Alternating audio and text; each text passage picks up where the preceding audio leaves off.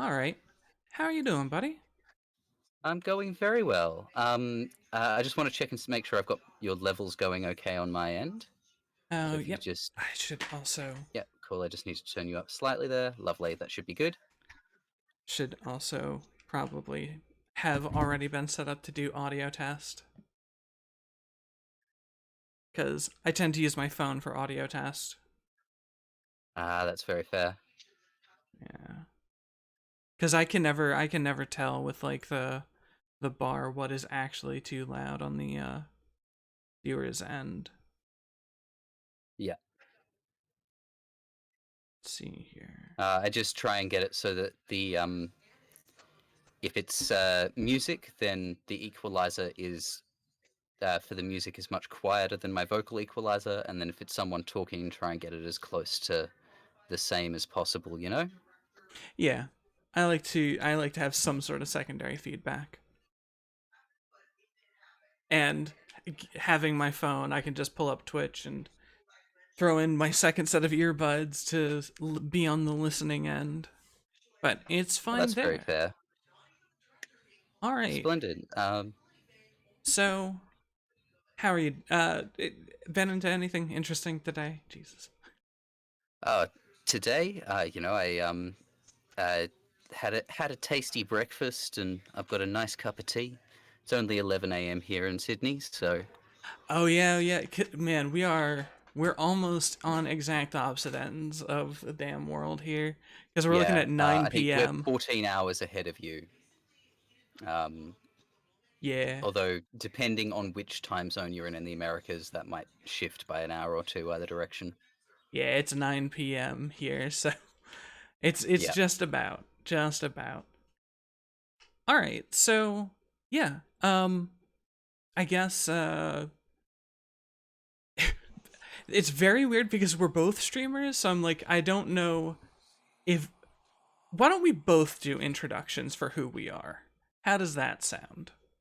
Yeah, wonderful. I have done a little intro for the audience. We played some of your intro video that you've got up on your YouTube channel. But I'll jump in first. So, hey there, my name is Radhom. I am a Twitch streamer based in Australia. I've been at this for about 6 months. I've got a background in circus and burlesque performance. I'm also a complete and utter nerd.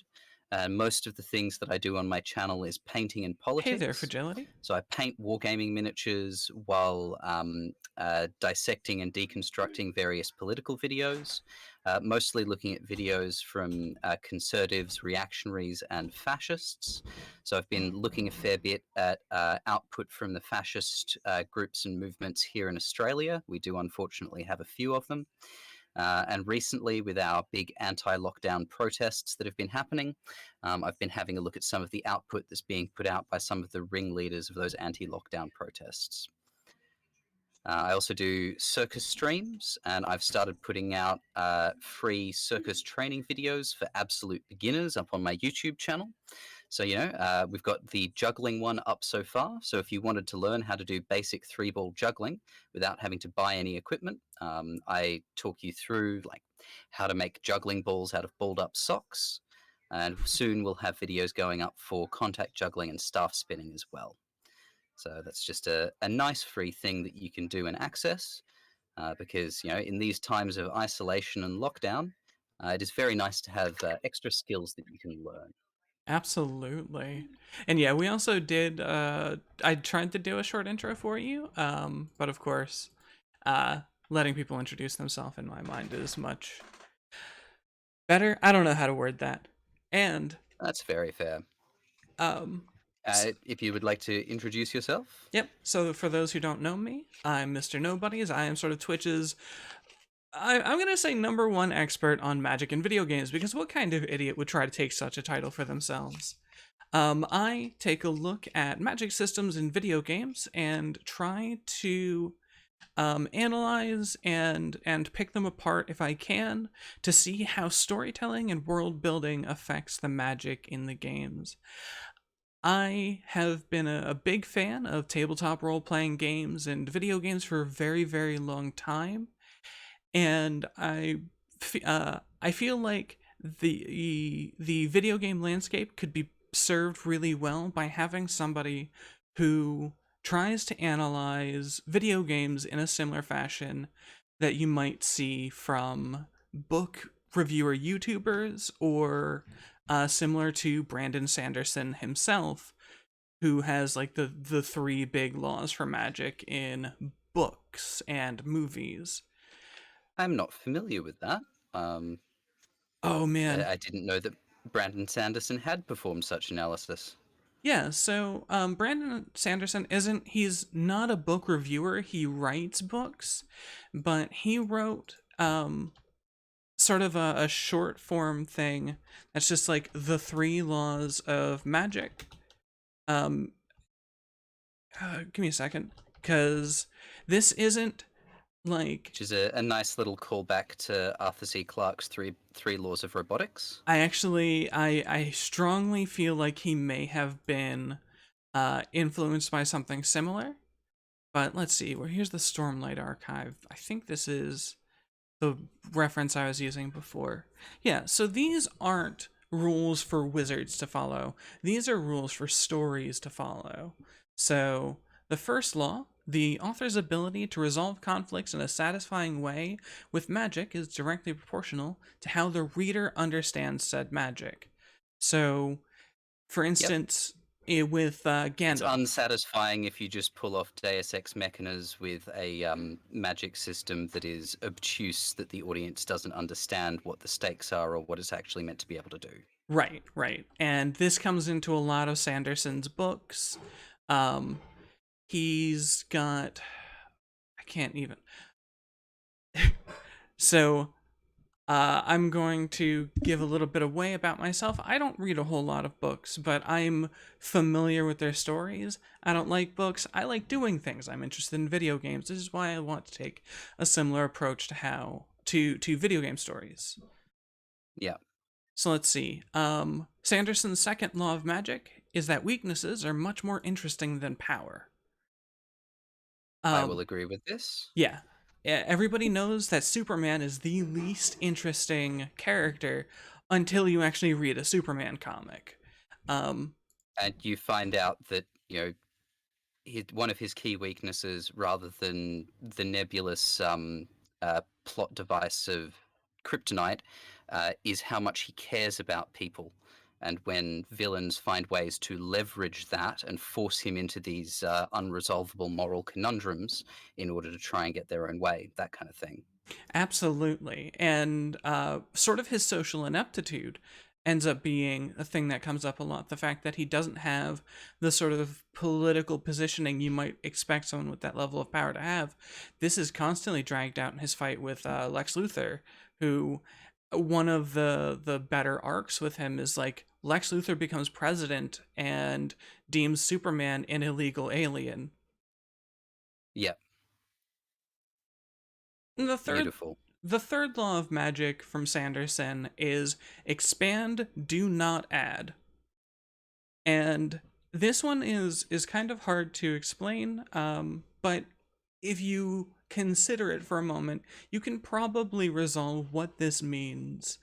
By expand, don't. Build. So Oh, when if I may just take a guess mhm. there. So when you've set up the precepts of a magic system, rather than just bolting additional things on, it's better to use that as a basis to grow and expand.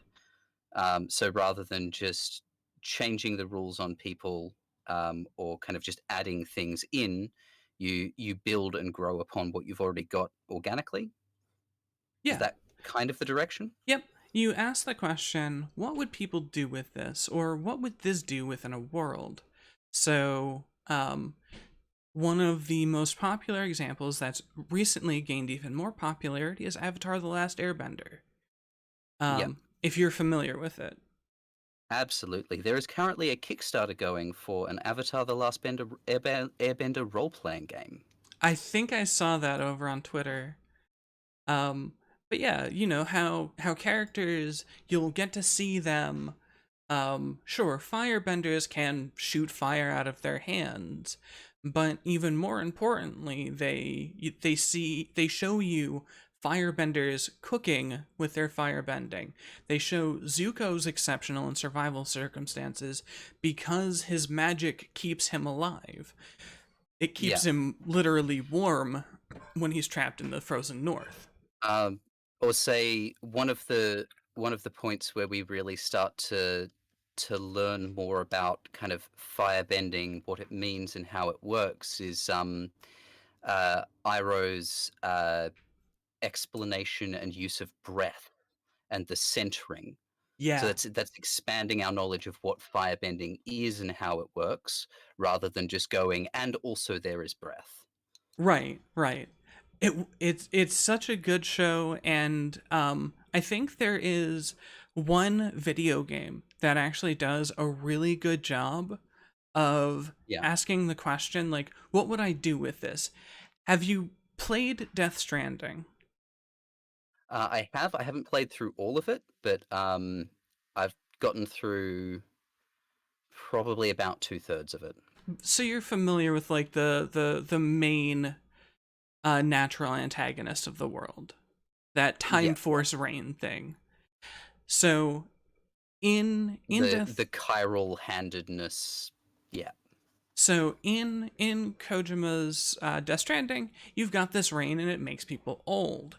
There is a very small scene in one part of the game where you run into a brewery where people are taking this rain and just throwing hops or wheat or whatever into this huh. water and I turning don't it think I into got to that scene. alcohol. That is really interesting. Because yeah, and it's because like of course you're going to see this. Humans are we literally ingest poison constantly for enjoyment. Yeah. We do the dumbest shit to ourselves. Oh, Be this fruit is off. Whoa, this off fruit gets me fucked up. Yeah, How do I make this happen reliably? and I think that Kojima actually sitting down and thinking about what would people do with this. I can't. I've not played Death Stranding. It's way too boring for me. But I absorb. Not big on the immersive walking simulator. No. And the thought of falling over being your version of the monster encounter from Final Fantasy sounds really, really frustrating. Um, but yeah, I'm not a huge fan of narrative based games. But I it's the only game that I've ever played where I've felt proud at getting good at walking. that's awesome. But yeah, I think that these three laws of magic are like really good to keep in mind when you're telling a story or when you're putting on even when you're Mm, putting on a performance. Um yeah. One thing that I'm familiar with from the theater kids that I know, I didn't really get to talk about this with the last physical performer that I spoke with, but it's that in the theater, from what I understand, you don't throw away props because you try to use them in as many places as possible because we're broke. Yeah. And I know that that's not quite the same as the like, expand don't add, but I think that it can lead to this very similar mentality, um where it's like you're trying to apply apply a principle repeatedly and like building outwardly or whatever. I can't Yeah. expanding it. So I'm just gonna take a quick look at the three laws of magic here one at a time and just try to apply them to performance principles. So first up, the author's ability to resolve conflicts in a satisfying way with magic is directly proportional to how the reader understands said magic. So stage performances can be some of the most magical experiences out there. Mm-hmm. There's this willingness with stage performance that an audience has to just suspend their disbelief and accept whatever is happening on stage as being true and real within that little on-stage microcosm. Mm-hmm. But in order to like really get that impact, you have to sell the magic that you're making. So um, if you want to, in a little 4 or 5 minute stage act, if you want to say tell a story of someone falling in love and getting their heart broken, using just a performance and a performer and some sock puppets, you need to set up and sell that idea of both the performer and the sock puppets as kind of emotionally rich and meaningful entities. Mm-hmm. um, and as like the audience, if you can get the audience invested in that and believing in that, then they are going to come with you on that journey. Whereas it's a little bit harder if you're just kind of faffing around and going happy, happy, switch to sad, happy, happy, switch to sad, um, as you haven't built an understanding for the viewer of the magic, the constructed reality that you've got going on in that performance. Um, Now, weaknesses being more interesting than powers. Again, you can apply apply this to, well, performers and character work. Any character in anything.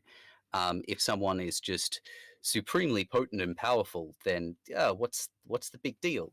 But even in a characterless performance, so let's say circus, um, you can do one of the most like difficult and hard to do circus tricks in the world, but if you make it look too effortless, just straight off the bat, first time, the only other people who are really going to appreciate that is other physical performers who already know how difficult that is to do. Okay. Um, so there's a thing you'll often see buskers do it. They'll have built up a big crowd and they've got their big finale trick that they're working towards, and they'll kind of either intentionally stuff up the trick a few times to draw people in, or they'll kind of get to almost doing the trick and then performatively chicken out and get afraid.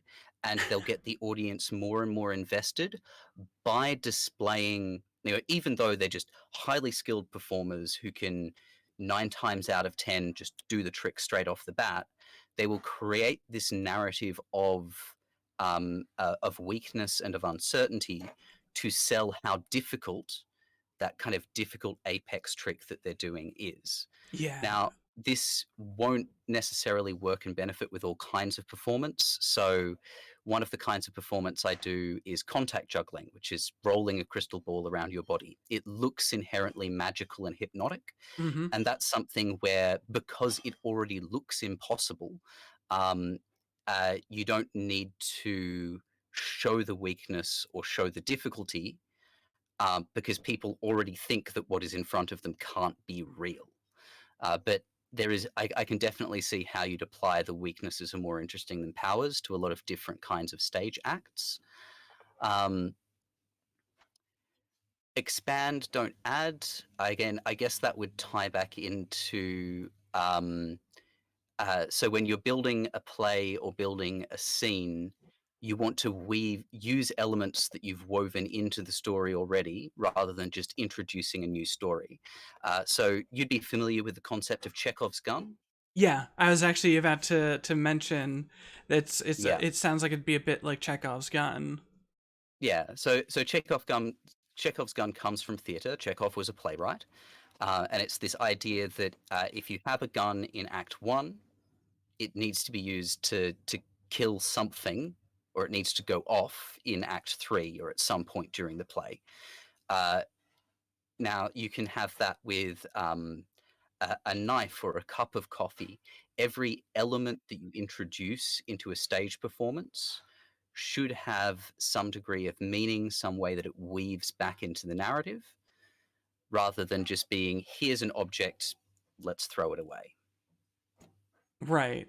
I actually didn't even think that you would. I didn't even think about trying to apply the laws of magic to physical performance because, like, and it Yeah, sounds like it's you not a twisted perfect your. one-to-one mapping, but there's like we can always look at a tool from a different artistic discipline and apply it to your own. Sometimes you need to stretch and reshape it a bit, but there's always things that you can learn from in an interdisciplinary manner.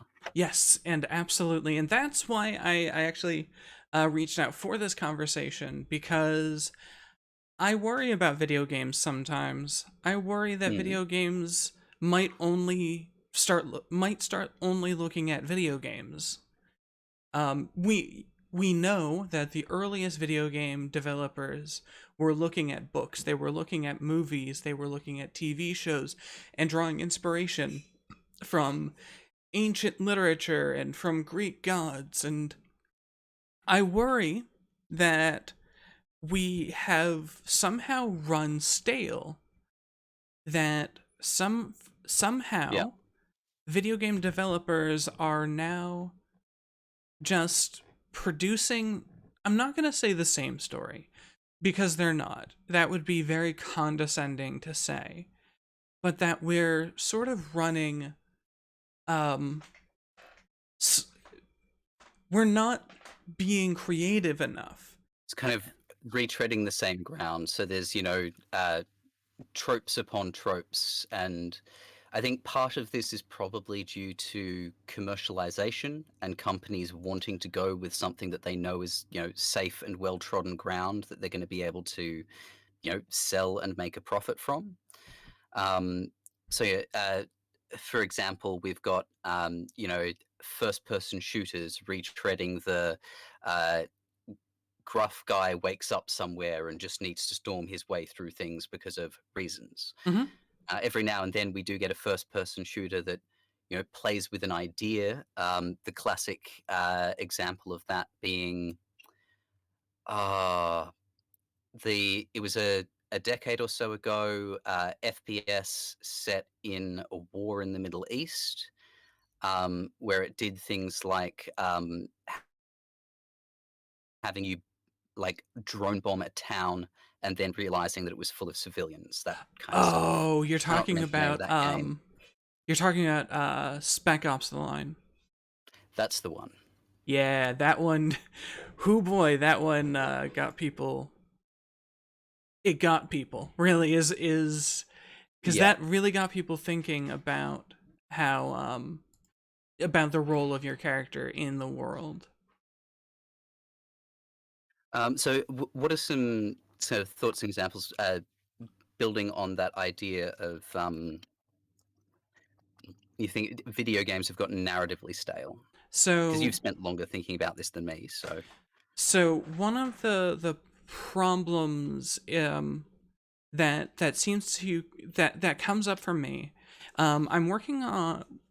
I I think I can tie this into a video I'm working on right now that I spent the most of my day today working on. Um, things like there is I don't know how to word it.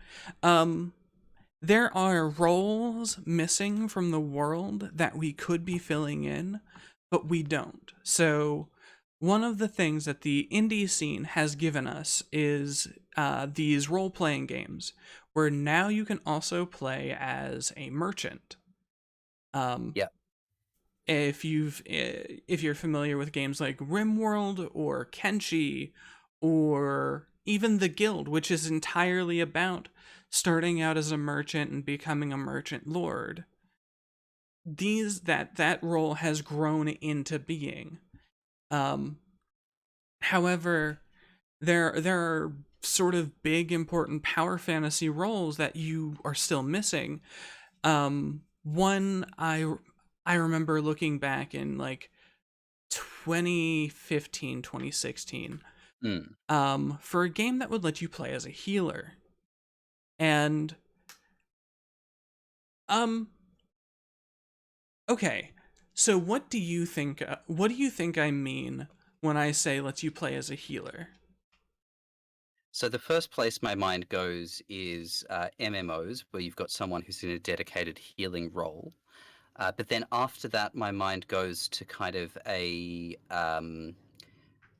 like a resource management game where you need to make hard decisions. So say it's set in the middle of a crisis, so it could be like during a civil war or a natural disaster, and you're needing to make decisions about where to direct your limited resources to try and save as many lives as possible.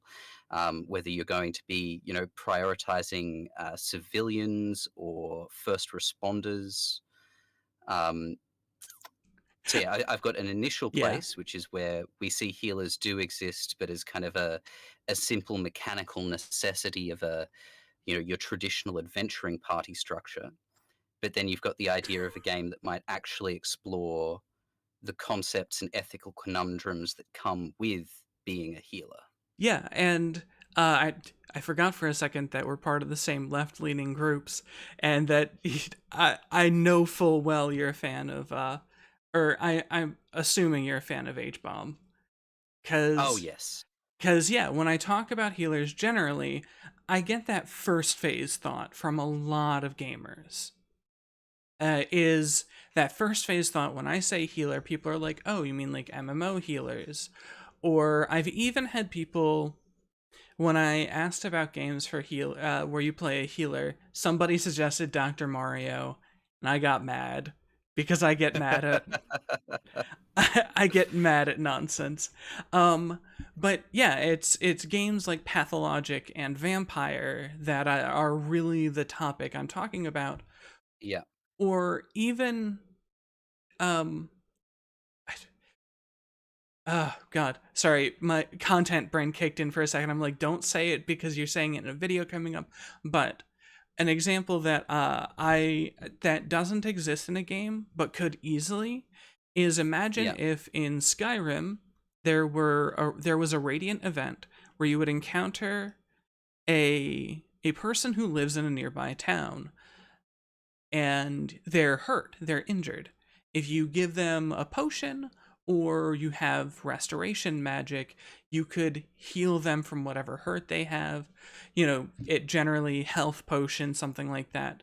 And then when you encounter them in town again, they now like you more, or you could even recruit them to your team. This expands the world because now, Hmm. hold on, people can get hurt. These people can get sick, they can get injured. That means this world is a little more real. I don't Yeah. know if I like that, but it is. So It's a truer world. there's an idea that I had for a tabletop role playing game, but you could quite easily port this over to a computer game as well. Rather than playing a person, you're playing a settlement.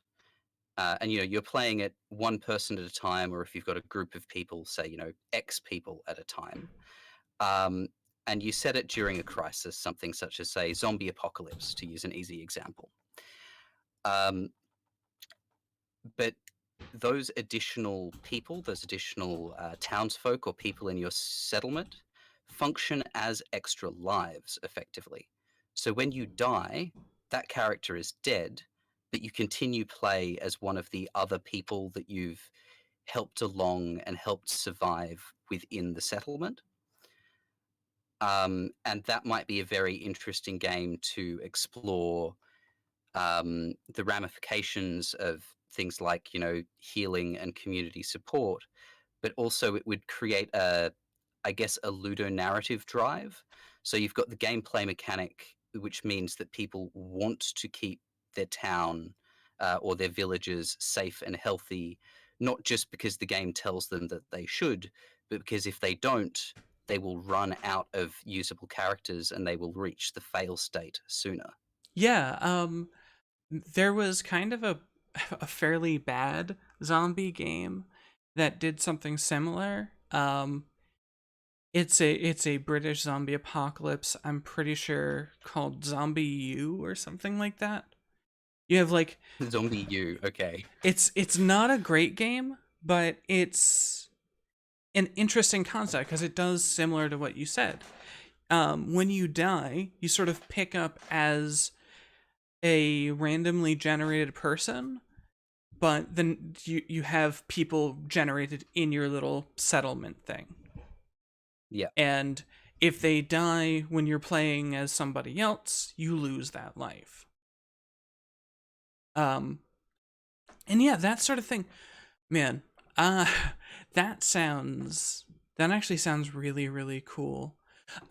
One of the other things that I think that video games have sort of failed us in is actually how video games display intelligence. Um, and this is something that I think I don't know how popular it would be, but it was a sort of novel concept that I came up with for a magic system in a game a couple of months ago, whatever. Yeah. Um, And when you say magic system, you tend to mean that a little bit more broadly than most people. oh yeah. Because I've seen you talking about, say, how the hacking system in Cyberpunk 2077 is a magic system. So with so what are your parameters for what you would consider a magic system? Is it just like a system of effects by which you can control the world that other characters in the game may not have access to, or So, what I'm using is the same metric that I've seen on book related YouTube. So, book reviewers, when talking about magic systems, tend to broadly talk about a system of extraordinary abilities that are yeah, near unexplainable. So, while allomancy in the Stormlight Archives by Brandon Sanderson is a thing that's broken down within the books, you can understand by reading the books how this works. Um, it is still extraordinary, it is still considered widely supernatural, and it is things you just otherwise wouldn't be able to accomplish in real life.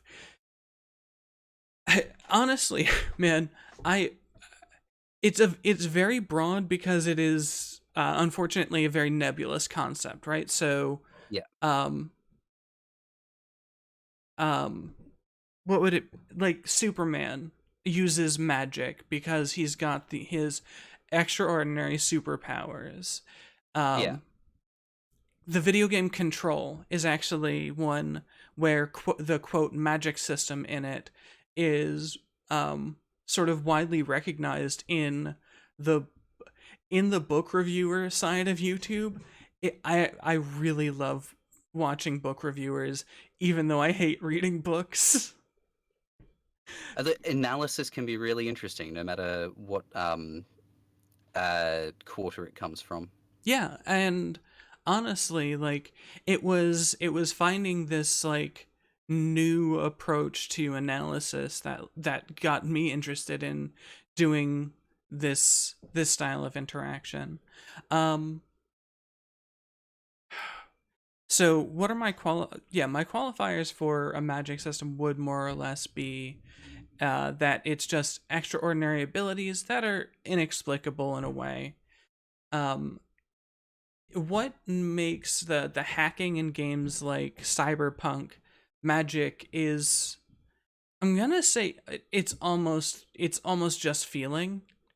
Everything you do Yeah, with hacking in those games feels like impossible. pornography, you know it when you see it. Yeah.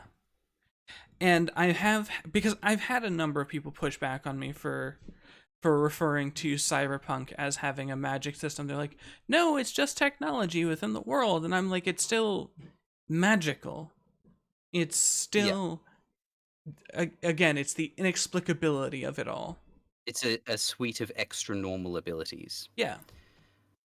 It's interesting talking to you like about magic in this way because as a performer, I'm used to thinking of magic as being something that is experiential something that is achieved when you get the minds of the audience to shift in a certain way so that they experience a sense of magic. So, of course, in the Okay. performance world, there's stage magic, which often feels magical. But I have seen some magician routines that have felt absolutely prosaic and normal, and they didn't have that sense, that spark of magic. And I've seen some performances that have just been like a trained clown or physical performer jumping up on stage, and from the moment they take their first move, they twitch their first finger, there's something about their physicality, the way they hold Yeah. themselves, the way they're aware of that resonance between themselves and their audience that sends a tingle down your fucking spine and just creates this beautiful experience of magic, even though in reality it's just a person on stage Yeah. moving their body with awareness of how the audience is going to react to that and experience things from what they're doing. So, uh, uh, uh, imagine if there were somebody in that circus world whose entire shtick was to figure out what is this feeling, why is this feeling, and then trying to sort of articulate it into words. Because that's more or less how I think of things. It's actually. Oh, hello.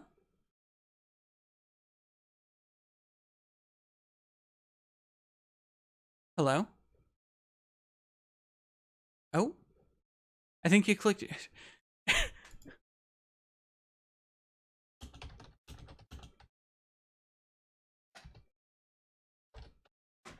mm, what happened there? Did he go into the AFK room? Oh, he did. Hey, can you hear me? My performances, but it's something Hello. that can be captured, but it's also not something that you're completely aware of when you've captured it. So Hey, as a can you hear me? oh, I can hear you fine. Am I coming Okay. through still? Yeah, you actually cut off for a bit. I need to change some server settings for a That's moment. fine. That's fine. Um, I'll stall for a moment and say hi to chat. well, Hello, chat, and yeah, hello, Kinkas. if you don't mind repeating what you had said.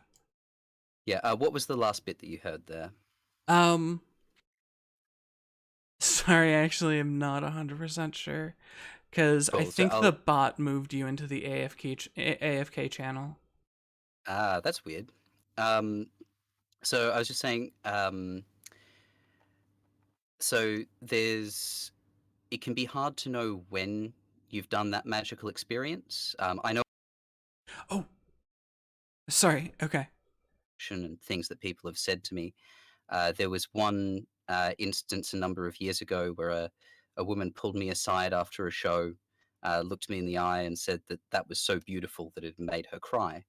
And that I think was a moment where I had managed to create that sense and experience of Oh God, fuck. all or probably even most of the performances that I've done, and I don't know how to reliably capture that in a bottle. If I did, I would probably have a much more illustrious performance career. Yeah. Um, but it is something that can be pursued and figured out. And it's something magic can exist, or the sense of magic can exist within the mundane. Um, and I'd be interested. So, are there, like, looking outside of magic systems, are there video games that you've come across that have given you that sense of the magical, that sense of the kind of the ethereally beautiful or the unreal, something in a video game that's kind of resonated with your core in a way that you can, I guess, only really describe as magic. Um. Okay. So outside of magic systems in a video game, is there anything that's really made me experience that sense of magic? Um. I'm not going to say magic, but a sense of something really, really different. Something really, I'm gonna say big, but that's not even the right feeling because Numinous ore. I don't know what that is. So numinous is it's a word that Carl Sagan liked using a lot. Let me just double check the Oh, definition, make sure I'm actually, using it correctly. yeah, I just Googled it. Numinous is arousing A spiritual or religious emotion. Yeah, Yeah. indicating or suggesting the presence of a divinity. So, um, So yeah, when Sagan talked about it, he talked about that sense of kind of overwhelming numinous awe that you can get when contemplating the vast scales of the universe and how very small we are with in the internet. um, Sorry, not in the internet, in relation to it. well, so I think the video game that first gave me that feeling was actually like a heavily modded. Hold on, no. Okay, there are a handful of standout experiences in video games. And not specifically looking at their magic systems, but looking at individual experiences in games.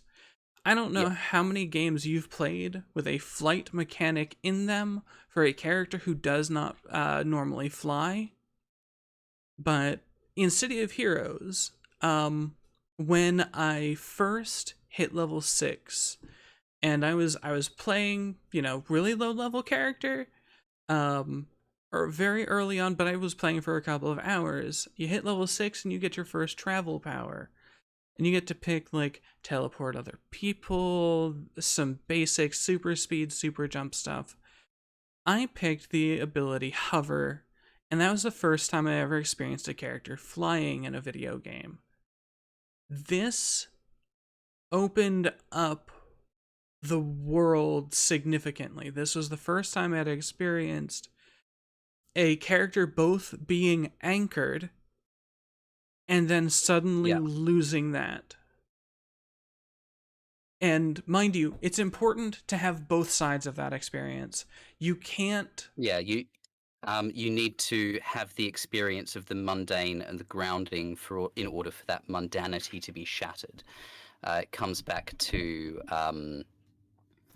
was it Campbell's monomyth that has the story structure Yeah. where we begin in the mundane world and then there's the crossing over into the fantastical.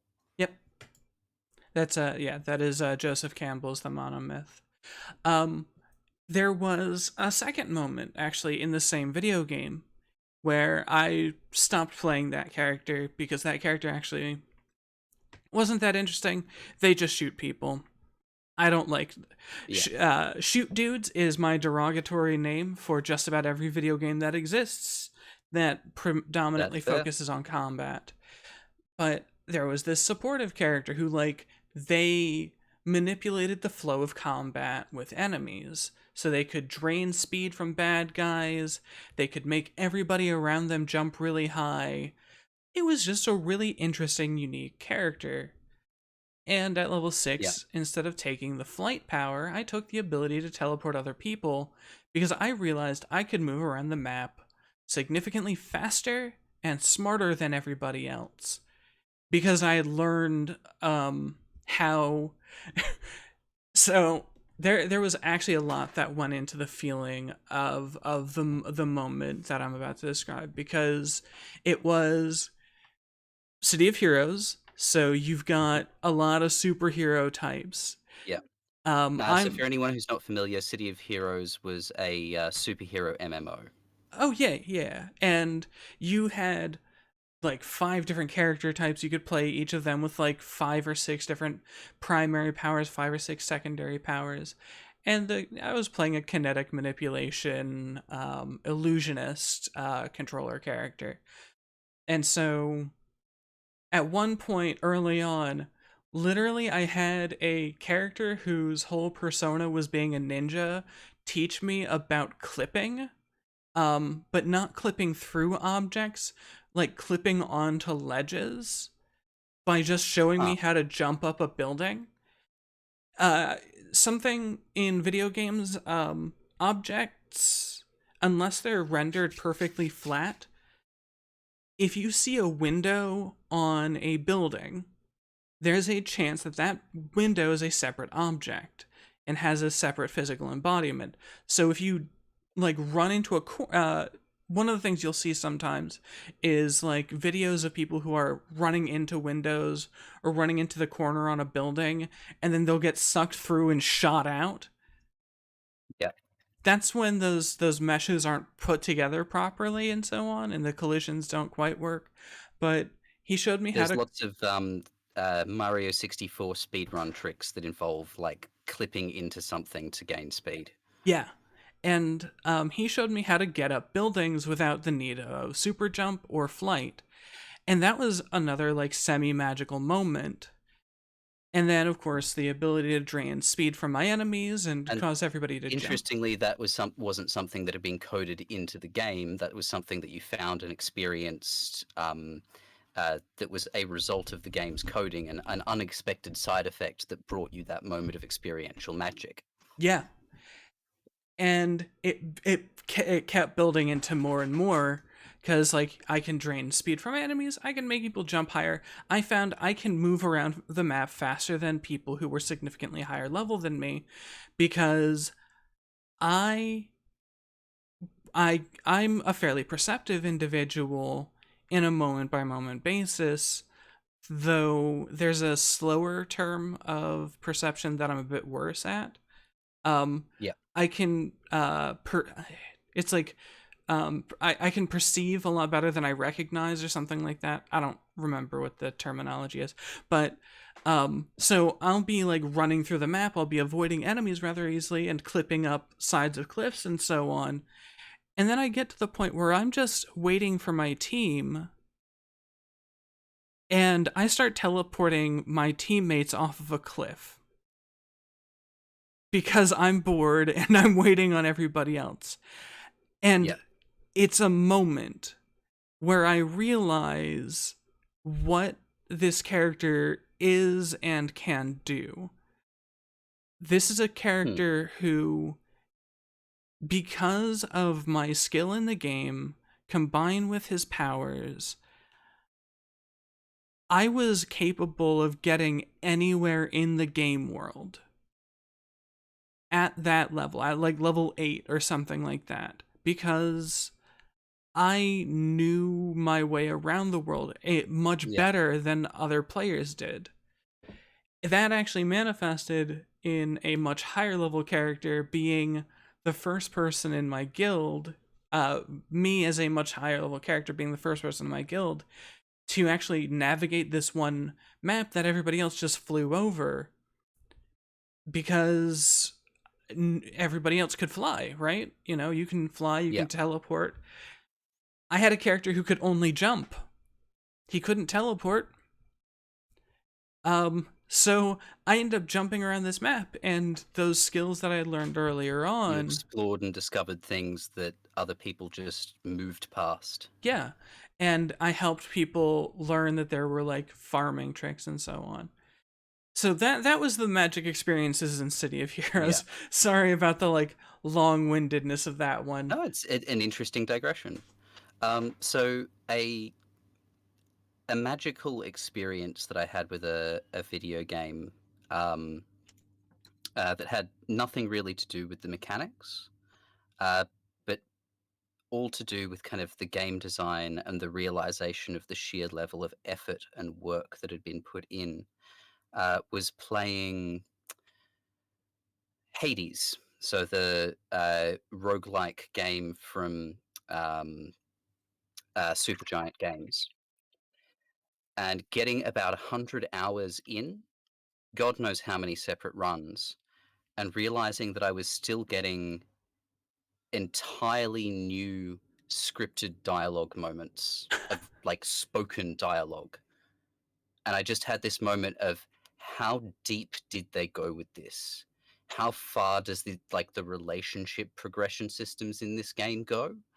And I had that moment of kind of magical awe from something that was purely from the artistic side of the game, and how much effort and work they'd put into that to make their vision feel whole. Because narratively, roguelikes tend to get stale after X number of playthroughs, and it's most roguelikes are really about the like mastering the mechanics, and some of the modern ones about slowly getting more powerful over multiple runs. But this was nothing to do with that. This was just a magical realization of, oh God, how much work have they done with this? How much more do I have still left to discover? And that, yeah, that really did it for me. Um, so yeah, I think that like one of the things that I do really like about your channel and your content is that you've got quite a clean, neat, and tight focus in on these ideas of exploring different magic systems, looking at what they do and how they work, and kind of what narrative and ludonarrative effects they have. And I really enjoy tuning into your streams and just kind of seeing you dick around with magic systems in different games and seeing what you can achieve.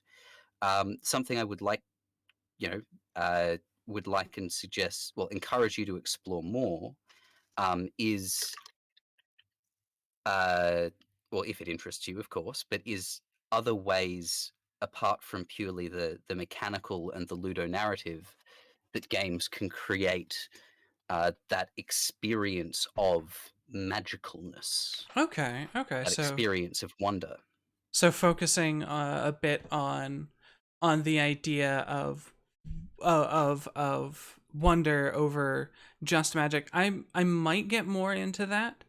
Um, the It's the just that I like the way your brain works, and I would be interested to see your thoughts. So, it is I will admit, it is a selfishly motivated idea that I'm putting out there. But if you decided to explore that on, put some focus into that, you might make some interesting discoveries. Yeah, I actually absolutely agree. Um, ha- okay, so you were talking about the Hades thing. Have you ever had an immersive moment in a game where What do you mean by that? you went from I'm playing a game to there's that numinous moment where you go, there's a world here. Yeah, I can give an example if you would like of when it Yeah, happened to me. So, I play Skyrim a lot, and I like to play with mods. There was a series of mods that created its own survival mode, and there's a mod that adds cold to the world. There's a mod for hunger, for tiredness, uh, mods that add more intense diseases. There's Chasing the Dragon, which adds toxicity and addiction to potions. that's really interesting. Yeah, and then I also had a mod that let me play as a hobbit because I like halflings. I'm like Amazing. I'm 6'4" in real life, so I have to get my escapism somewhere. Um, but I start this new character. I'm playing a halfling, and I make it out of Helgen. And the Helgen thing, it's like kind of boring. I'm just trying to rush through it. So I'm just in the prison rags. I've run out of Helgen, and I'm running towards Riverwood, and the game's like, you're hungry, and I'm like, okay, and then the game's like, you're thirsty. I'm like, oh God. And the game's like, as I'm trying to find food, I end up getting sick. Or no, when I go to get water, I stand in the river because you have to stand in the river to drink with your hands from the river. And it's like, you're cold. And then I get sick. And I don't have any money, so I can't afford food. And there was this moment of being a sick, starving, exhausted, dehydrated hobbit where I'm in the game world at this point. I look Yeah. around and I see all of the other characters in the game, and I get that overwhelming feeling, how do these people live like this? It wasn't this is a video game world. This is, how do these people exist in these circumstances? And there was that empathetic drive that you'll get sometimes where you like, so I'm constantly sort of possessed by this empathetic drive. Like, I want to make things better for others, but like, I don't I don't know how to describe the moment that occurs there, because Yeah, it's that's okay. because you'll hear a lot of people say, I want to make things better for others, and maybe it's my inherent cynicism. I never trust when people say that shit.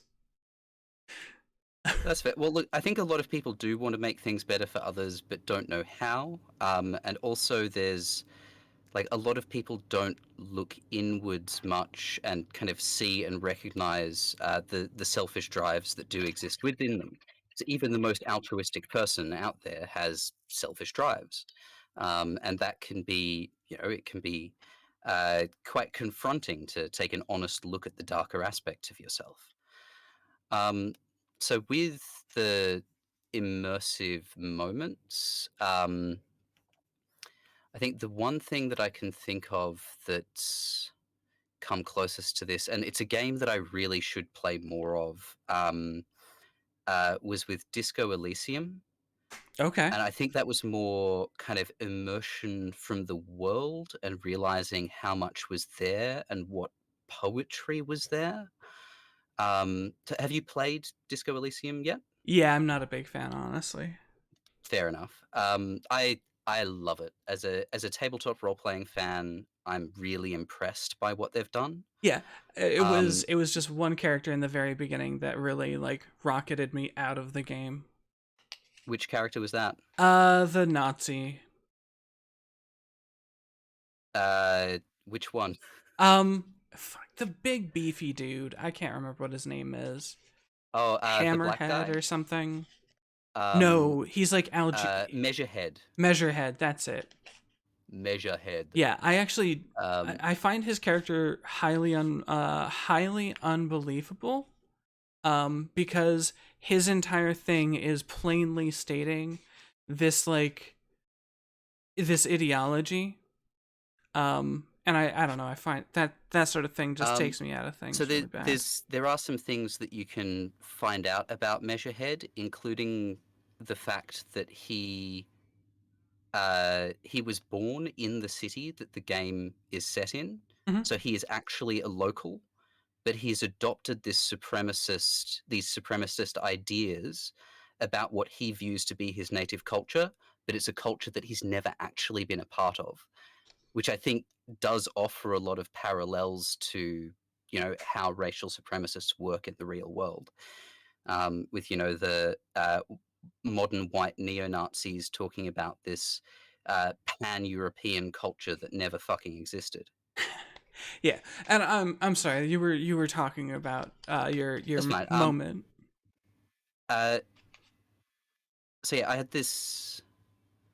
So there's a moment very early on where play a game of Boule. But you're familiar with the game? Yeah, or So you come across these two old guys playing a game of Boule in an old crater. And I played through the opening of the game a couple of times. And first time I stopped and I listened to them and I watched. And I said, "Hey, can I play?" And they were like, "Yeah, sure." And I failed on my strength roll or on my athletics roll, whatever the equivalent stat was. And they laughed at me and I moved on. Second time I played it, I walked up and me as a player went, "Oh, yeah, I know what's going on here." And I decided not to stop and watch the game. I went and said, "Hey, can I play?" And they're like, "Yeah, okay, if you like." And then I rolled really well on my athletics roll. The character did a pirouette and shot putted the ball out into the ocean. And I just had this moment of how deep have they made this? And the old guys were, all really scornful. And suddenly I got a quest to go and try and find their ball that I'd just lost. Um, and like at that moment, like I came to believe in them as people, and even from the little bit of Disco Elysium that I've played, the the characters in there I find are really interesting. Most of them, no one's quite entirely good, no one's quite entirely bad. There's lots and lots of shades of grey, um, but also just the verisimilitude, that feeling of depth is astounding. Um, and the ways that the stats work in that game could almost be seen as a magic system. Like It you can spec your character out so that you pick up on uh, vibes from around you. If you overspec in those stats, the game gets really surreal and Lynchian. Um, it's yeah, just an interesting thing. The first time I got knocked out in that game was from uncovering a secret compartment in my clipboard and trying to comprehend what the contents meant. so my first two deaths in that game were actually the opening scene. You can die in the very opening of that game, and it's what really it's why my expectations were so high for Disco Yeah, Elysium, because you can die, I think, in the first sentence. You can get amazing. you can get a fail game state as like one of your first I'm gonna say like 5 decisions in the game, Yeah, and then I'm um guessing that would be like finding a way to decide not to wake up.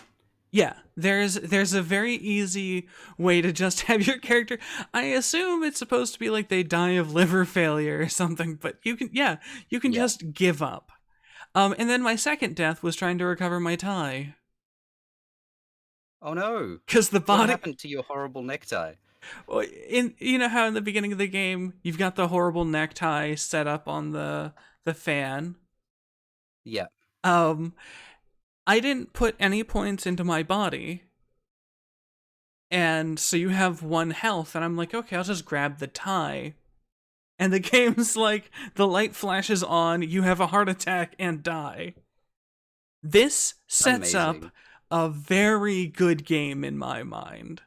Yeah. Because it deals 1 point of Look, damage to you. And, I would suggest maybe giving it another try, because, like I um, said, I haven't played all the way through it, but from what I've played, I've really enjoyed the variability, the way that you can kind of discover and internalize different sets of ideas. yeah, so I'm probably not going to go back to the game because Well, that's fair enough. because I want to enjoy it as much as I do, and I'm very pretentious. Um,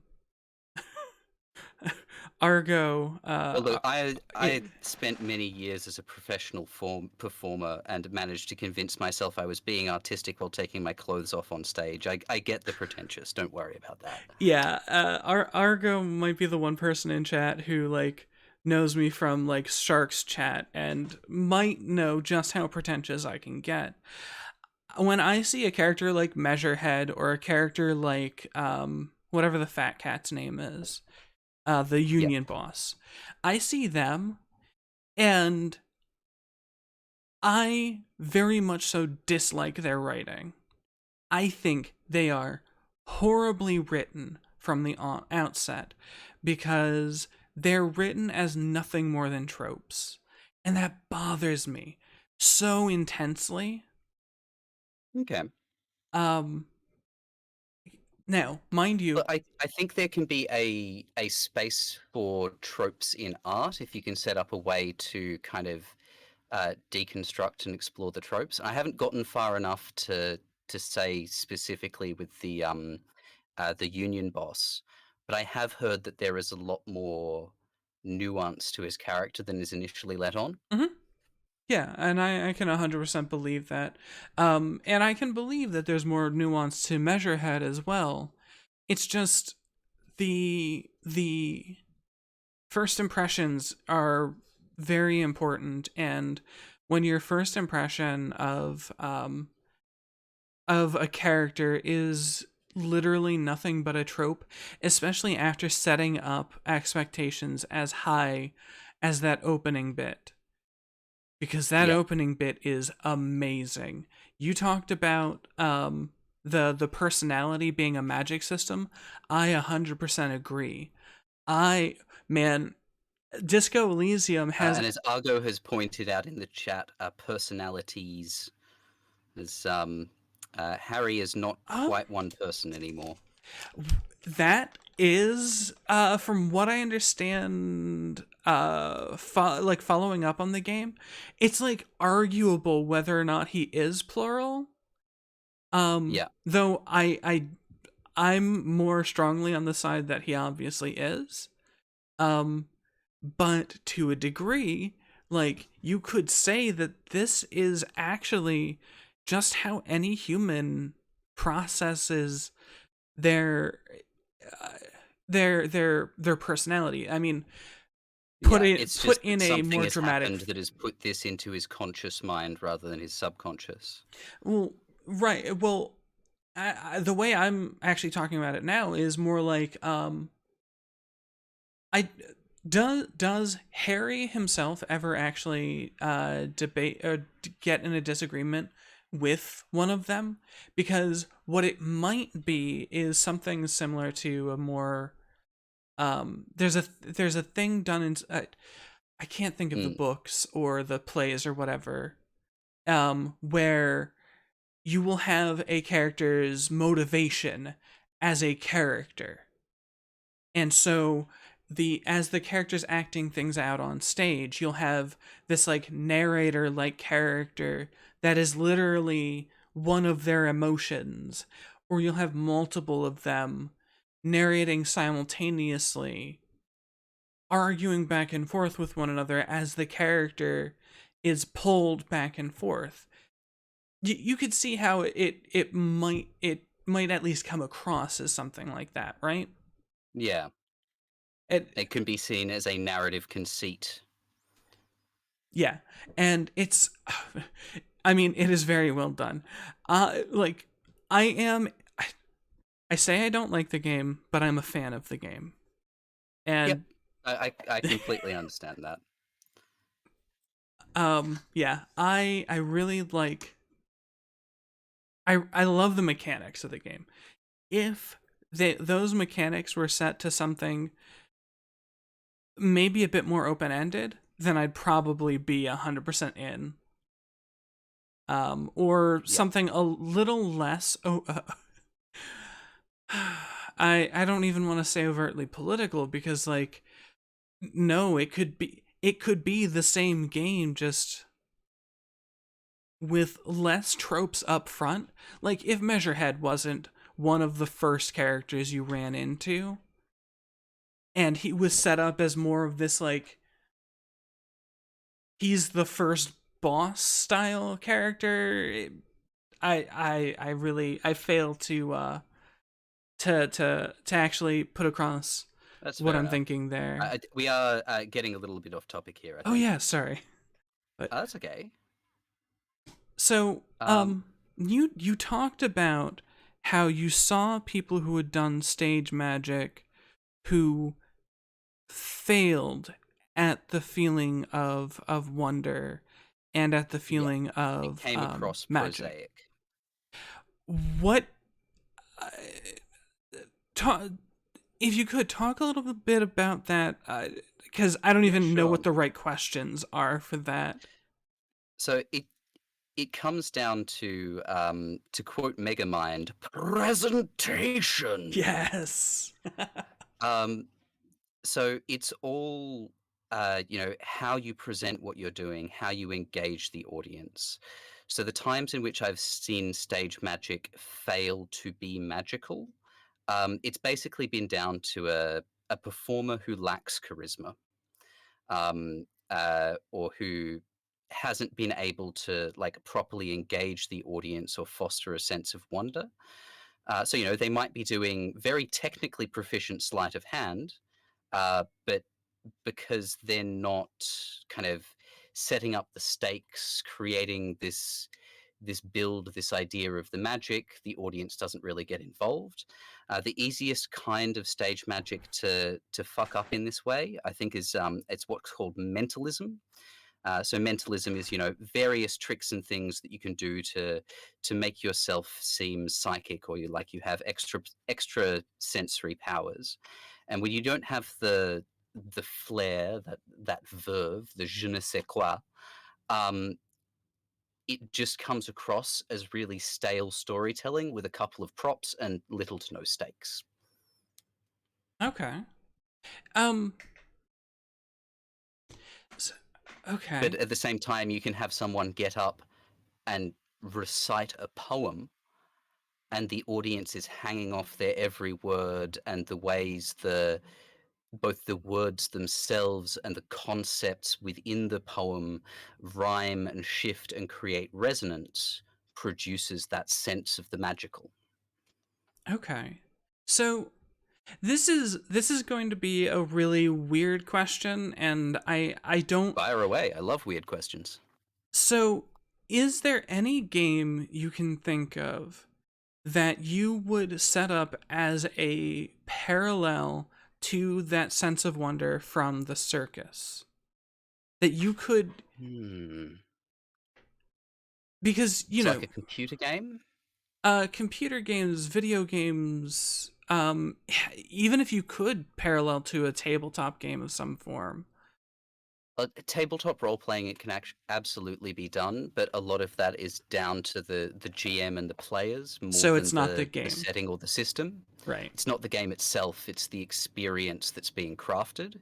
And because with tabletop RPGs, it's a collaborative experience that you're making. Um, there have been times in tabletop RPGs when I've absolutely felt that. So, one of my favorite TPRPGs is Warhammer Fantasy Roleplay. In Warhammer Fantasy Roleplay, you're not playing, wizards, rogues, mighty heroes off an adventure. You're playing things like a rat catcher. So, you've got a rat catcher, a tax collector, and a charlatan trying to survive a horrible world. Um, Yeah. and there was a moment where, we were on. It was a fair way into a campaign, so some of the characters had gotten a little bit more fantastical. But we were making our way to a castle and trying to get there before the winter fell. I was playing a very talky character, someone who ended up going down a charlatan path, and I'd kind of written up this speech to do. Now, another one of the characters in the game was a druid, and there was some fucky, corrupt magic stuff going on in the town and possibly in the castle that we were heading to. And the GM said, "Okay, I want you to recite your speech," and I did so. Like I went and did the great big kind of talk that I'd prepared to sell our quest and our journey to these meager townsfolk. And the GM just went around to the druid and started whispering in the ear the things he had discovered, the visions that he was having while I was doing this speech, and just watching the horror move over that player's eyes while this was occurring. That was one of those magical moments, and this was GM and player created. That Um, sounds really cool. yeah. So yeah, there's got to be ways that you can capture that in computer games, and ways in computer games that have done it, but it's not going to be a universal experience for everyone who goes and plays that game. Um, I was just thinking. Uh, so I got that feeling of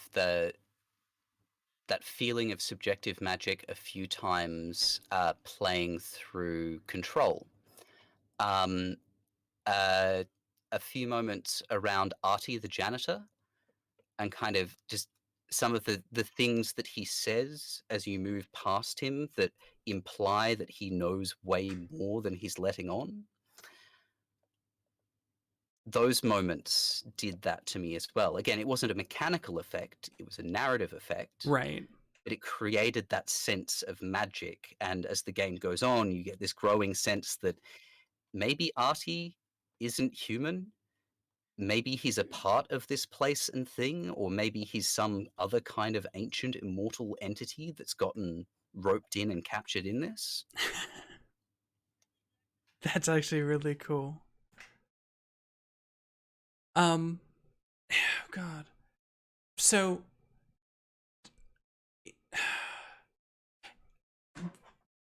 I'm trying to think of, Don't do that, because it'll give you wrinkles. right, um, because there must. I'm convinced, by the way, that every form of storytelling has ought to contribute to every other form of storytelling, right? Yeah. And the circus, we both already agreed on this one. I assume it's all storytelling. Storytelling is what matters, and it's Yeah. about, in part, drawing the audience into that story. So, I So, mean, yeah. again, like another example with this in Circus. So I've, had the privilege of watching some of the most technically proficient jugglers on the planet get up and do like really, really difficult tricks. And I've seen some of those routines be as boring as batshit and only actually have interest to other people who know juggling and know how difficult what they're doing is. At the same time, I've seen someone get up and do a really basic, like, three-ball juggling routine, and the performer themselves can barely juggle. Each time they drop the ball, they work that into their character. They swear at the ball. There was one time when I saw a busker pull out a pistol and execute the ball. Um, a prop pistol, of course. This is Australia. Um, but there's so yeah that I'm just saying that the narrative is really important in creating that sense of magic. You can have like a visually beautiful computer game with really tight controls, but it doesn't have the sense of engagement and story and connection that you need for that subjective experience of magicalness. Okay. Okay. Um. Like I want to. Okay. So I kind disagree is not the right word. Sorry, I do try to be pretty precise with my language, because to a degree I do disagree, because I believe that it might be able to be captured within mechanics. That sense Yep. of wonder can be captured within mechanics, but Oh, yep. Cool. but I fail to actually think of like where I may have experienced such. Yeah. I'd say that like it's mechanics are often a part of that. So I've gotten that sense of wonder from, uh, say, my first few times playing No Man's Sky. I know it's a much maligned game, but I've always been kind of fond of it.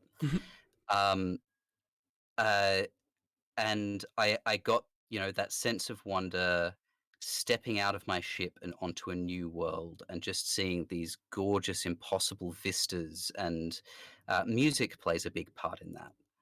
um, you know the the soundtrack kicks in, and you've got this gorgeousness. I've gotten that from playing, say, Death Stranding, which we talked about a bit before. Um, the soundtrack in that is very sparse, and there's times when you're traversing across the landscape, and finally a song will kick in, and there's just something about the space that you're in, and the music causes you to reflect and think upon the experiences. Now that is mechanical because the core mechanic in that game is traversal, and this happens while you are traversing. But it's not just mechanical. It's the kind of a wedding of mechanics with artistry. Right. Yeah, I can definitely see that. Um hmm.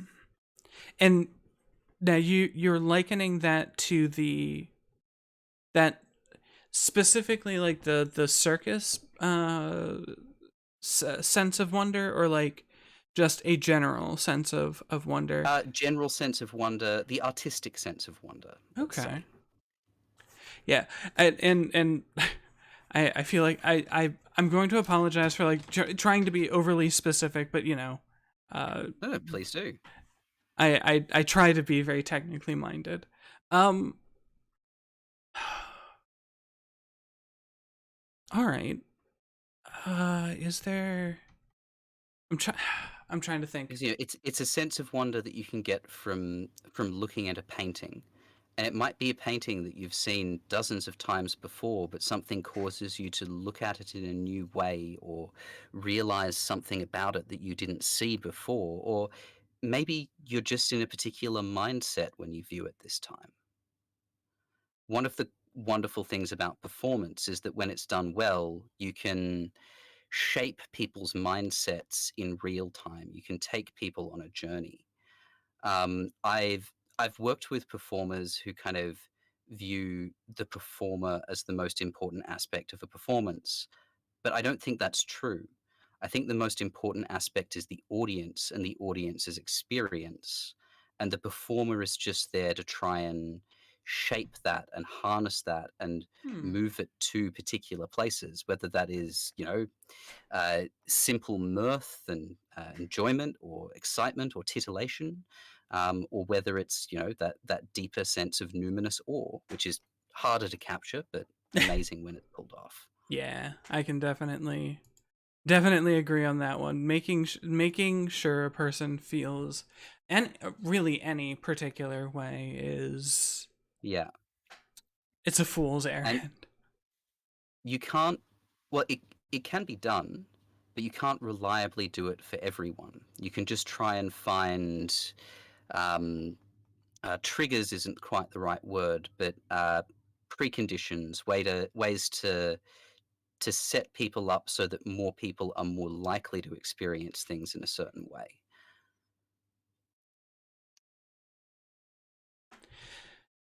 Hello? Yeah. Oh, we've lost So Emmy. Oh, no, I'm. See, I'm a fairly slow thinker, so it's um, fine. let's And see. tend to ramble a bit. It's a skill that I picked up as a busker, and Yeah, it's served me well as a streamer so far. I can imagine. Um, I hear that it's a rather important skill to have that I still have not quite mastered. Oh, Um, practice makes better. yeah. So let's see. I'm trying to think of like, is there is there any other like kind of questions or like leads I can try to run you down here?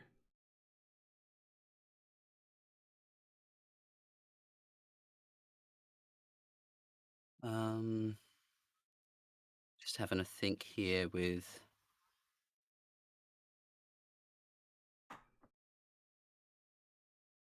So something that I would be very interested to see, um, would be a game that pulls off, not just a narrative sleight of hand, but kind of a mechanical sleight of hand, where you think a mechanic is doing one thing, but then you realize it's actually doing something else or has caused something unexpected to occur. Now, I know there are games that have done this, but I can't think of any off the top of my head. Um, so, narrative sleight of hands we see people doing in games a fair bit. They'll set things up one way and then, oop, whoopsie doo, what you thought was actually happening. Nope, that's not what's going on. But mechanical sleight of hands might be a sleights of hand, I should say, might be an interesting thing to explore. So, Um, mm, do you have an example of something you're thinking of? um, Because when I hear you describe it, what I'm thinking of is something like food adding weight to a character. So there's the immediate you eat food to regain health, but then it adds weight, which I don't know, lowers your stamina regeneration or something. Is that the sort of Um, thing you're thinking of? Or am I thinking way too pathologic. mechanically? Pathologic is full of mechanical sleights of hand. Okay. It sets you up to expect things to happen in a certain way, and then it breaks those expectations. So, say one example would be with the economy. So, you're expecting certain things to have a certain value, and then everything locks down. Nothing can get in or out of the town, and what is worth things changes dramatically. Then suddenly you're having to balance between, do I eat delicious egg, uh, or do I sell it because it's suddenly worth a lot? And it does similar things with, okay, I'm gonna, cool, I'm injured. I'm gonna take this medicine. Oh wait, that actually didn't heal me because drinking morphine doesn't heal you. It's a sleight of hand that's playing with people's expectations for how the genre conventions are going to work, and then makes you feel silly for expecting them to work that way. Yeah, it's another one of those games that does it really really well, and yeah, seeing more games that would that that play on that sort of thing. That I mean, that sounds really good. Um, Definitely. Actually, in the most recent video I'm working on, I am talking about pathologic and vampire. Ooh, Yeah. pathologic and Vampire, which is a I don't remember what year it came out. Give me a sec. that's the old vampire role playing game. Hold on. So Vampire is from 2018, and Oh, okay. in this game, Oh, that one. That's vampire with a Y. yeah, and you're playing as Jonathan Reed, a doctor, and you're essentially playing pathologic, but less threatening because you're a vampire doctor. Yep. Um, it's just because the most recent video, the video I'm currently working on, is specifically dealing with healing, because it's one of those Yep. storylines that's just not really told in games very often. Um, Pathologic and Vampire are really the only two games I can think of that actually bring up that, hey, you can heal people in this world. Hmm. Yeah, it would be nice to see more games kind of play with and explore with that. Um, Yeah. There's actually one other like sort of novel system that I had thought of that I'd hmm. love to see. I started talking about it earlier and then I guess I got distracted or something. But like video games don't treat intellect very well. Yes. Intelligence in real life is not held by any single individual. There's no such thing as a smart person. People are only smart when collaborating with one another. And that's a contentious opinion. There you go. Um, so I would love to see a game where, like, to learn magic. Imagine if you had to take your fire spell book and hand it off to some, and you've done as much studying as you can do on your fire book, and so you've Yep. added maybe one factor, and then you have to hand it off to somebody else, and that person studies the book and adds a factor into the spell, and then you have to keep handing it off to NPCs, and they help build on your knowledge base and thus hand you back a completed spell after passing however So many hands or whatever. I've got two different thoughts of that. One is a real world parallel, and one is a TTRPG parallel. Okay. So real world circus knowledge works a lot like this. Yes. I think this is one of the reasons that most circus performers are very kind of welcoming and eager to teach new people, because different circus performers are going to approach the skills that they're developing and learning in different ways. Part of that's down to different people's intrinsic physicality is different. Part of that's down to the way that people think. But there've been times when I've gone and taught something to someone, or I've seen someone learn something, and then they've gone off and figured out something that either myself or the initial teacher would have never considered as a way to do a trick or approach manipulating a certain prop. And that kind of, it gets shared back in, and this built reciprocity kind of fuels innovation within the circus community.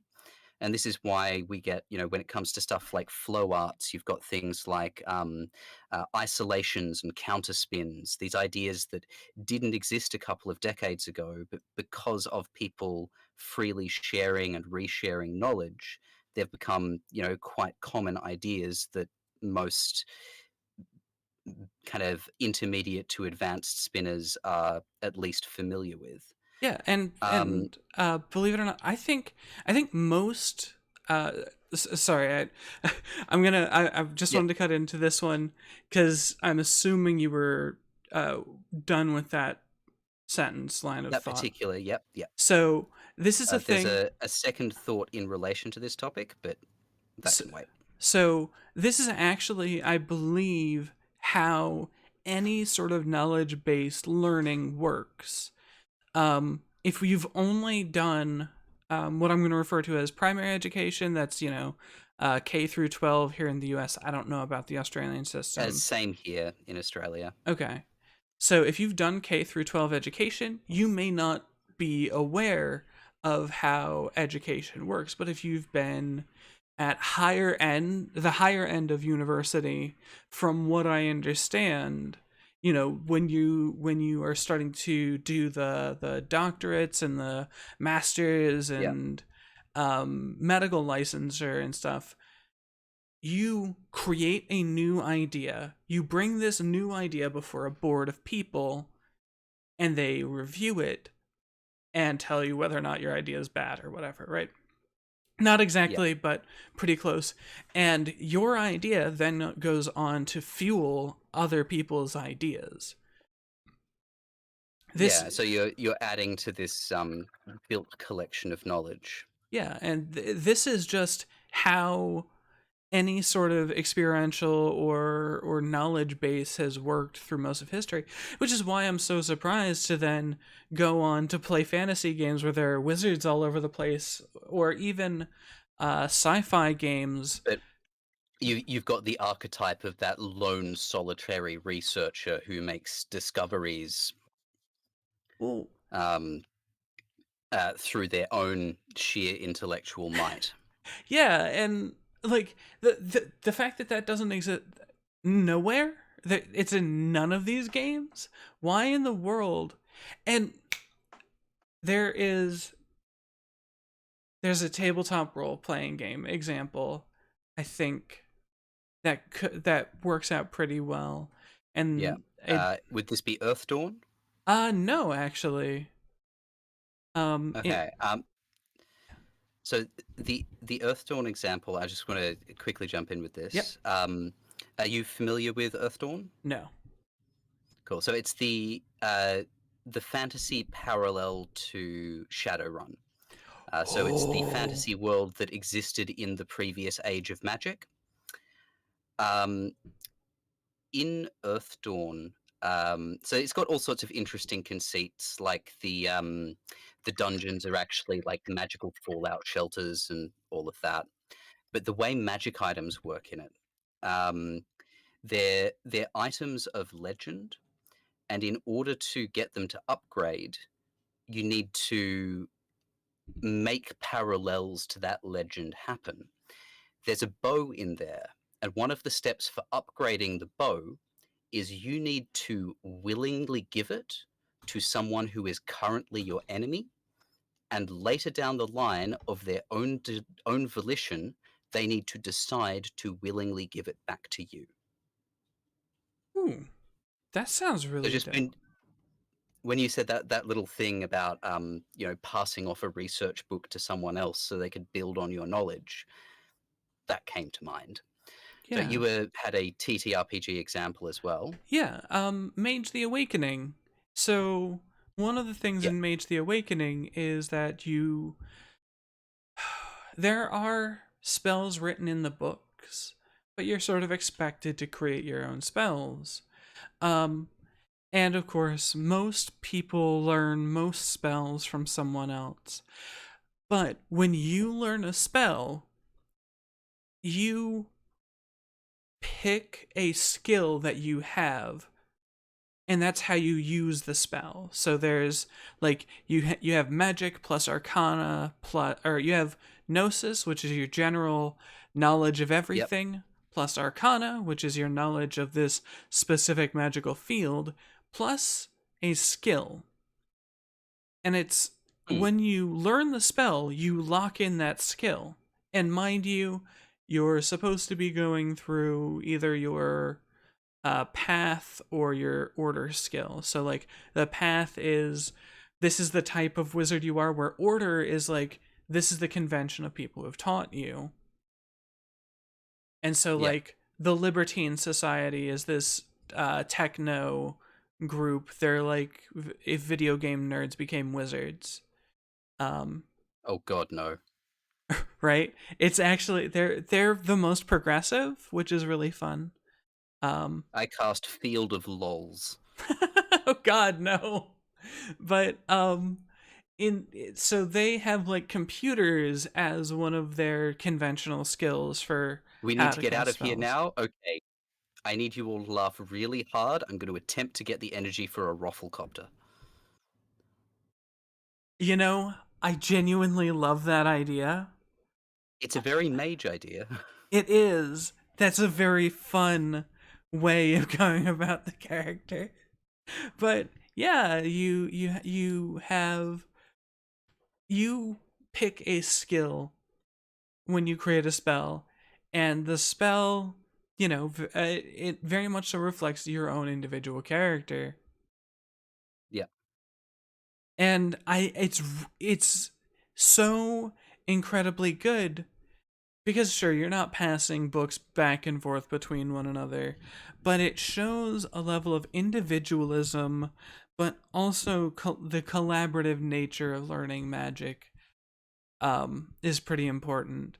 It's actually one of the few things I think D&D does right.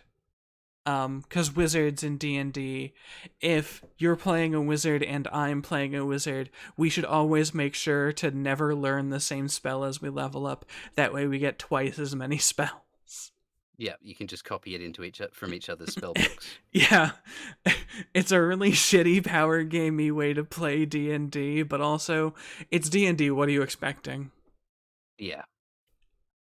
Um, but yeah, I thought that that sort of a approach where if a video game were to have you like maybe the whole story is you're part of a school, right? You're like you're Harry Potter or whatever, except actually intelligent. Yeah. Um and you're going to this magic school, and so you want to learn how to cast fireball.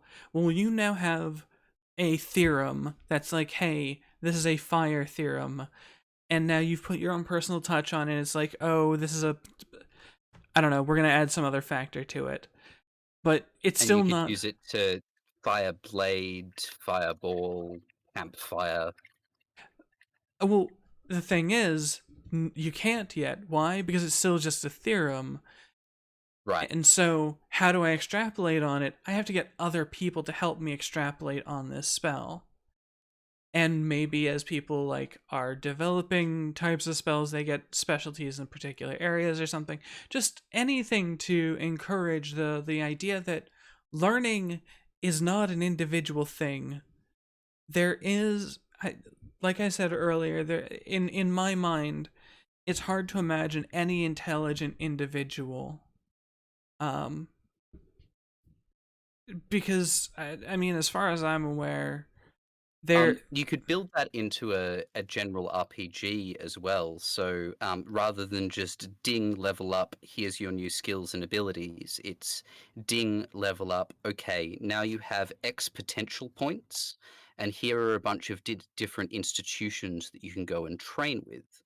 And when you go and do that, then you know, doing that unlocks not just blade swipe, but it might tell you that it is, this particular person's blade swipe technique that you've gone and learned, or it might like tie the title of it to a particular fighting school that you've gone to.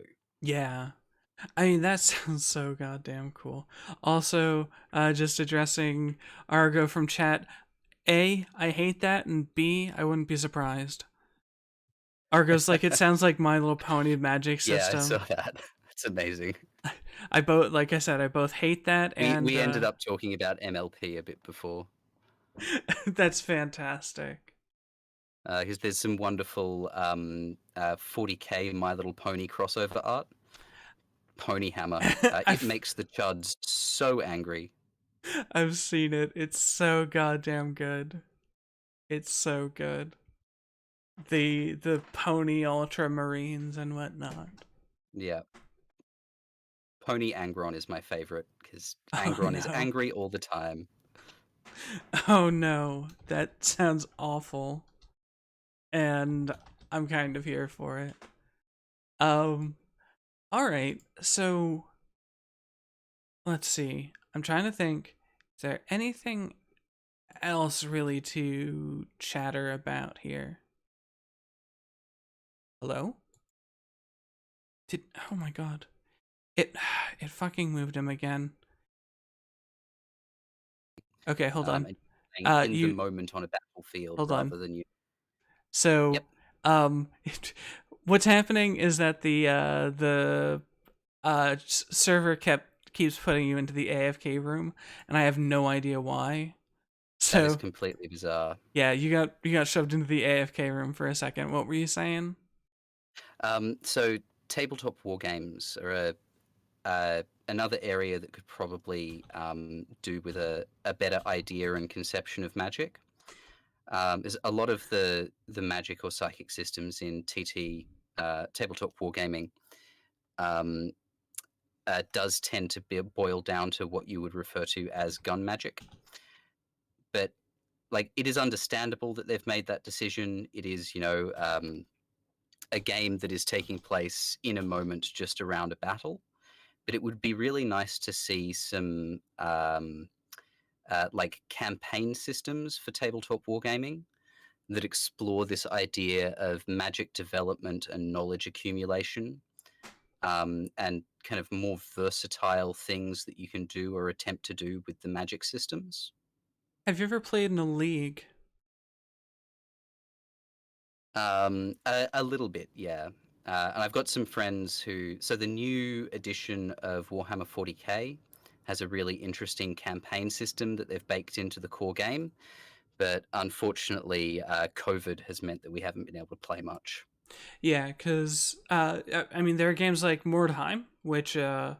doesn't quite do the developing of the magic system, but I mean, it does some development on your characters and whatnot.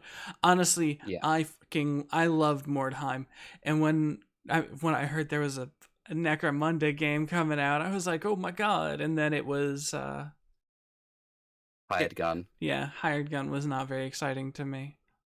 There is a more traditional Necromunda game that's out. Necromunda Underhive Wars, I think it's called. Yep, I went and bought it while I was watching you play Hired Gun.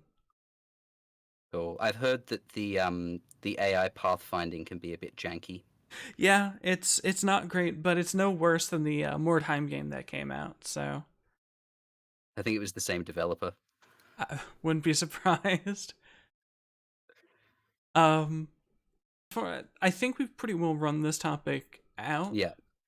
Um, so I'm actually going to go ahead and go. Mm-hmm. Um, Well, this has been a fun chat. Thank you very much for having me on the call. yep, and just so you're aware, I will be sort of lobbing this off and uploading it to YouTube sometime next week. Fantastic. Lovely to hear. And if you want to do so on your end, you're perfectly Yep. good to do whatever. Also, I may well do so. I have such a backlog of videos to edit. all right. So I will chat with you later there, RadHom. Excellent. Well, thank you for having us on stream and having this yammer. Yep. That was very enjoyable. Yep. I will chat with you later, my dude. Excellent. Ciao, ciao. Have a good one.